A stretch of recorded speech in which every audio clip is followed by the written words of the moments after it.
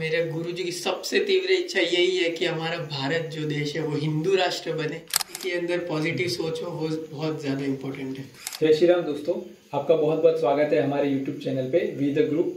और आज हम एक नया कॉन्सेप्ट लेके आए हैं जिसका नाम है व्यू कास्ट। ये पॉडकास्ट से थोड़ा सा अलग है। पॉडकास्ट के अंदर थोड़ा लंबा वीडियो होता है, ये शॉर्ट वीडियो होता है। और इसके अंदर ऐसा होता है कि कोई भी फेमस पर्सनालिटी या तो फिर अमुक समय में कोई घटी हुई घटना के बारे में इसमें उस फॉलोअर्स के व्यू लिए जाते हैं। और इसका लेंथ भी पॉडकास्ट से छोटा होता है।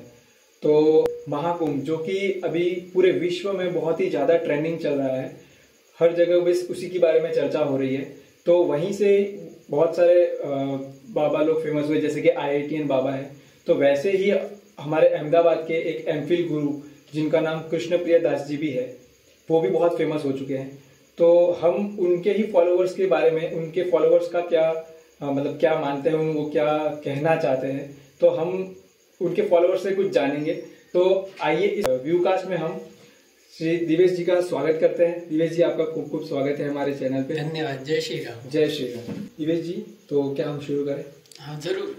जी, तो आपको पता है कि व्यू कास्ट में शॉर्ट में आंसर दिए जाते हैं और मैं आपके लिए कुछ क्वेश्चन लेके आया हूँ, तो आपको उनके आंसर देने होंगे। हाँ। तो मेरा पहला क्वेश्चन ये है कि आप एमफिल गुरु को कब से और कैसे जानते हैं? एमफिल गुरु यानी कृष्णप्रिय दास जी भी उनको कह सकते हैं। वो जिस संस्था में भी सेवा देते हैं, सेंट जोसेफ स्कूल नाम है उनका। मैं बचपन से ही उसी संस्था में पढ़ता हुआ आया हूँ, तो मैं उनको तब से ही जानता हूँ।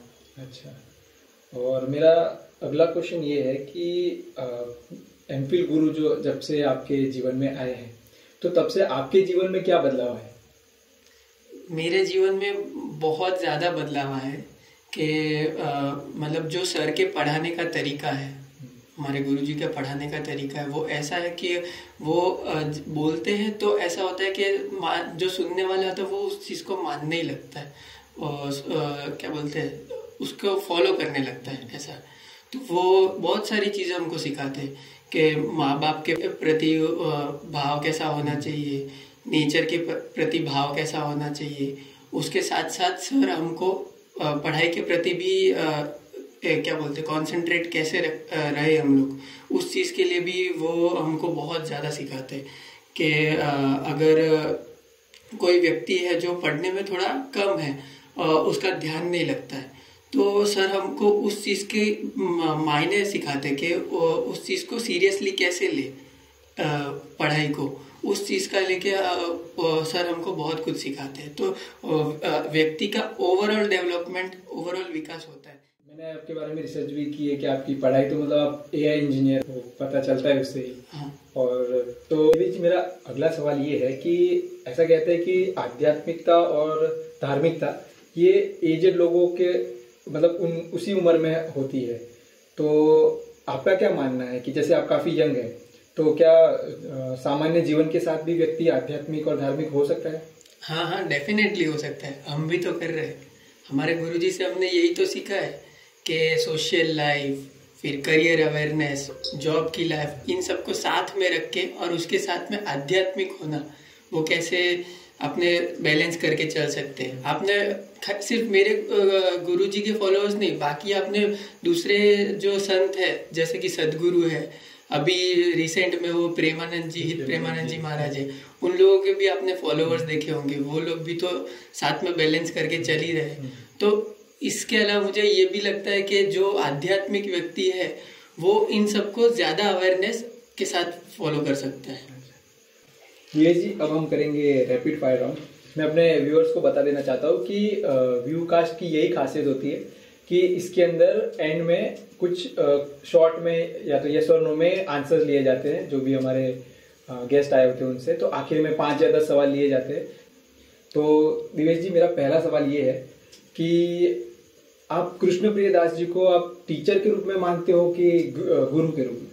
डेफिनेटली गुरु के रूप में। अच्छा, और मेरा अगला सवाल ये है कि आपको अगर विदेश जाने का मौका मिला और मान लीजिए कि आपके गुरुजी ने आपको मना कर दिया कि आप नहीं जाना है, तो आप क्या करोगे? नहीं नहीं, मैं मान ही नहीं सकता। हमारे गुरुजी अगर करियर से रिलेटेड कोई चीज़ हो तो गुरुजी उसमें मना करते ही नहीं है। ठीक है, मेरा अगला सवाल ये है कि मित्र और गुरु में कौन ज़्यादा जरूरी है, मतलब किसी भी व्यक्ति के लिए कौन ज़्यादा जरूरी होना चाहिए? बिल्कुल गुरु, इसमें तो कोई संदेह ही नहीं है। मेरा अगला सवाल ये है कि जीवन में सबसे ज़्यादा जरूरी क्या है, मतलब गुरुजी के हिसाब से, मतलब उनके अनुसार जीवन में सबसे ज़्यादा जरूरी क्या है? गुरुजी के हिसाब से हमारे पॉजिटिव सोच सबसे ज़्यादा ज़रूरी है। व्यक्ति के अंदर पॉजिटिव सोच हो वो बहुत ज़्यादा इम्पोर्टेंट है। और मेरा अगला सवाल ये है कि सोशल मीडिया का समाज पर असर पड़ता है? बहुत ज़्यादा पड़ता है।